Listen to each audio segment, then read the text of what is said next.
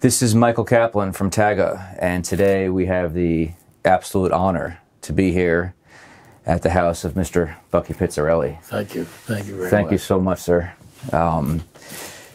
As I said, this is an absolute honor to be here with an incredible legend of the guitar, an incredible legend of jazz who's played with everybody from Frank Sinatra to Benny Goodman. The list goes on and on. So, Bucky, I have some questions for the listeners out there. I'll skip the biographical information because that can be found on the internet. And we'll talk more about the guitar and how you learned to do what you do so well. Well, I started with my two uncles, Bobby and Peter Dominic, and they both played banjo. Okay. And when the guitar was taking the front, they said to me, listen, we already took 2 or 3 lessons on a banjo. Get over to the guitar. And that's what I did. And how old were you then? Do you remember? I was 8. 8, when you started playing guitar. Yeah. And you were playing with your uncles at the time? My uncle Peter gave me lessons on the guitar every week. I'd meet him in front of his office in Patterson. He'd take me to home on Friday night, give me a lesson, and drive me home. And was it something that, even at that early of an age, that you had a love for, or was it just a game, a toy? You know, I had everybody in sight in those days. George Van Epps, Carl Kress. I heard every one of them, one way or the other. And I said, I'd like to do that. So from an early age, you knew what you wanted to do. Yeah. You're one of the lucky ones that knew what they wanted to do. And so you started playing at 8, taught by your uncle, as you said. That's right. And were you self-taught primarily? Well, no, Uncle Pete showed me a lot of things that I should know. Sure. And then we went that way. And then you just started to figure stuff out on your own as you developed, I guess. That's right.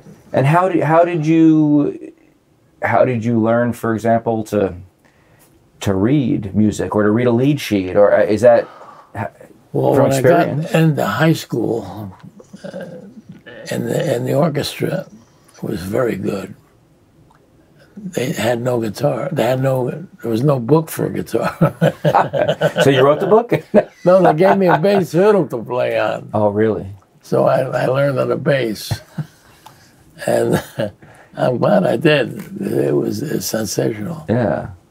And then how did you how does it get to the point from playing at 8 years old to being able to walk in a recording session and here's well, we didn't do that till later on. And how do you get to that point? We didn't record till I was a little older. But you had the experience that prepared you for that. Somehow. Well, I did. My 2 uncles did a lot of recording in their time, so I knew what to do and what not to do. You would go and watch the recordings? Yeah. Maybe the sessions. Bobby Dominic played with all the different bands, and about 10 different bands. And I used to go listen to him with everybody. Frank Daly's Meadowbrook. Incredible. So you were just, you in essence learned by being around it. That's right. And soaking it up naturally. Not only the language of jazz, but the instrument itself. That's true. Which, in my opinion, is the best way. Oh boy, we knew about George Van Epps, you know, and I said to myself, that's the guy. And you and George ended up becoming quite friendly, no? Yeah, I ended up playing with him down in Florida. And he was always in my prayers. Yeah. And you and George, speaking of George, and excuse me.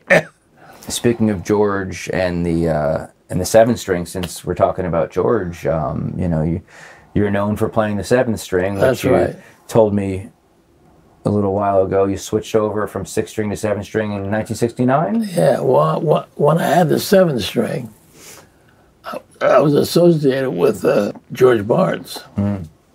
George Barnes came to New York and stole the show. Wait, so prior to 1969, I believe, when you were playing 6-string, what kind of guitars were you playing? What brands? Do you remember? I had a Gibson. Epiphone. So when you switched over, your first 7-string was what? Gretsch. And I knew Fred Gretsch very well. Oh, yeah? You know, yeah. And he used to listen to me and George Barnes. And he said, come on over, I'll give you a 7-string. So we went over to his factory, and I got a 7-string. And you've been playing them ever since? Yeah. And there's something about the 7-string, I think you were saying it opens up. Oh, yeah. It allows the guitar player to do everything in chords that he can't do on a regular 6-string. Because of the low, it's a low A. Low A. Now, when you're playing single note lines, I assume you don't use the low A string. No, I never use it. So never use it. For your single note lines, you're using the top 4 strings or 5 or perhaps even 6, but not the 7th is more to get some more bottom end. Right. For the chordal stuff. If you're playing Snowfall, you're playing a little low line on the 7-string. So you have this low A where you can get these greater possibilities, right? For the chordal stuff, and you and George were the first duet. I mean, primarily the first two. He used to work with Carl Kress. And over the years, there's been a handful, I mean, more than a handful of famous 7-string players, but you still stick out as being the one, you know, and I think always will be. You've left a phenomenal legacy. Oh, George, listen, George played the guitar. Everybody stopped. It's probably the same when you play. When you play in a little bit, we're all going to stop and watch and listen. So you've had this illustrious career of, like I said before, playing with everyone, everywhere. Well, we did everything, you know. Yeah. My first thing was playing with a band, just rhythm. Sure. And maybe we might have faked the standard, you know. That's about all. The only time I had to play anything. Right. And then you've played, like you said, we used to play everything. Yeah. Whatever the call was for. Whatever they wanted. You know, and you actually even did some pop stuff, didn't you? At some point. Oh yeah. I mean, with NBC stuff, you must have done tons of pop stuff. So it's not just, you know, for the people out there watching. We're not talking about. Although Bucky is obviously a jazz guitarist, we're talking about somebody who has had a career that spans decades and decades and generations and multiple musical styles. And not an easy thing to do, Bucky, as I'm sure you can attest to. You know, you have to put on many different hats. I know when we play with George, you learn a lot. No matter what, 6 string, 7 string, any string. But you had to wear a lot of different hats throughout your career. And yet, the most incredible thing about it is you still always maintained your identity with the guitar. Definitely. When somebody hears you play, they know it's you. There's countless people out there that do tons of studio work, but they don't have a voice. Yeah, I thought about my career many times. I started with a band, just playing rhythm. Yeah. In the band, which I could do. Right. If they wrote something out, it's a different story. You see? And little by little, they wrote a little more for me, and I got to do what I had to do. Little by more and more and more and more. And then when the band broke up, it was the end of the dance band business. Right. So I went to New York thinking, wow, what am I going to do now? I ended up playing for Kate Smith for a year at NBC. And then during that time, the record business jumped. Every day, if you had a guitar, you were working, huh? Every day.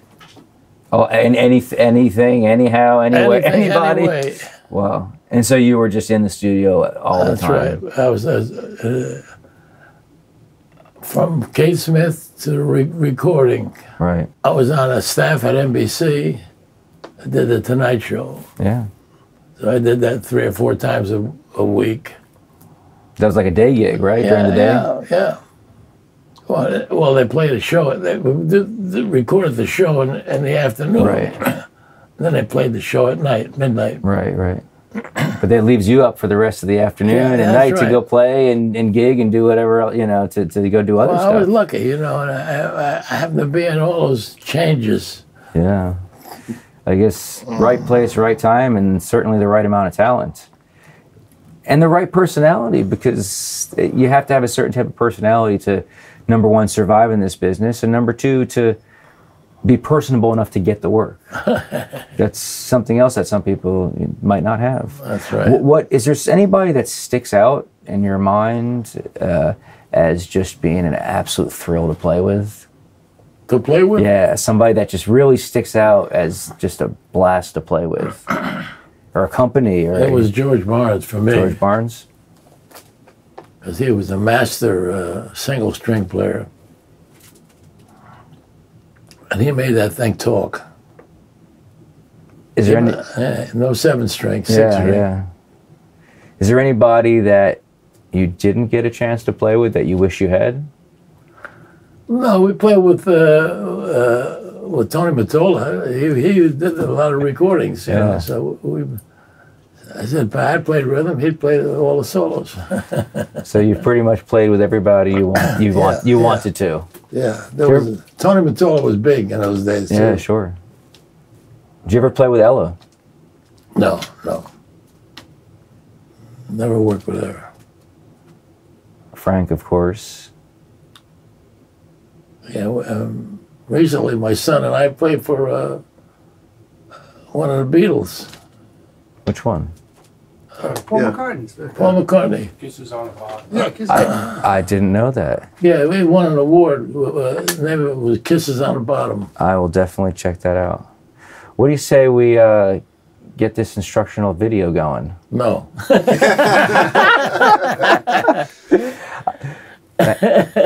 Thanks, Bucky. Okay. Thank you very much. Once again, this is Michael Kaplan from TAGA, and I have the honor today to be here with Bucky Pizzarelli, and let's do this video. Good, okay.